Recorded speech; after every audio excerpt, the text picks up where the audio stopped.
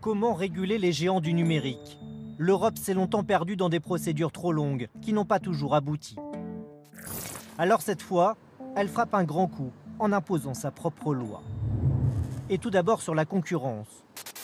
Aujourd'hui, par exemple, lorsque l'on cherche un billet d'avion sur Google, on tombe bien souvent en premier lieu sur Google Flight, le service de comparaison du groupe américain. Pour ses concurrents, Google profite de sa position dominante. 165 sociétés viennent d'écrire à Bruxelles pour réclamer des sanctions.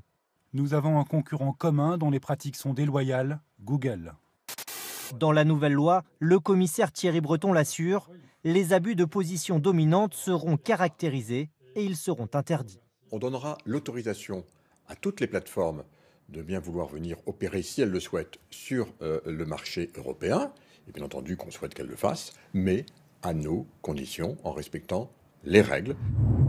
Autre objectif, réguler les contenus illicites à caractère haineux, terroriste ou pédopornographique. Jusqu'ici, les plateformes numériques s'en tenaient à un code de bonne conduite. Désormais, elles devront mettre au point des mécanismes plus poussés et elles seront contrôlées jusque dans leurs propres algorithmes. Pour ce spécialiste, la réussite de ce projet dépendra avant tout de la qualité des contrôles.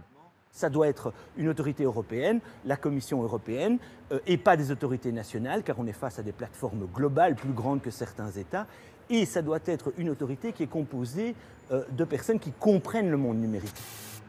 La Commission européenne espère une mise en application d'ici un an et elle promet déjà d'être très ferme, avec des sanctions financières et même une interdiction d'exercer en Europe pour ceux qui ne respecteraient pas les règles.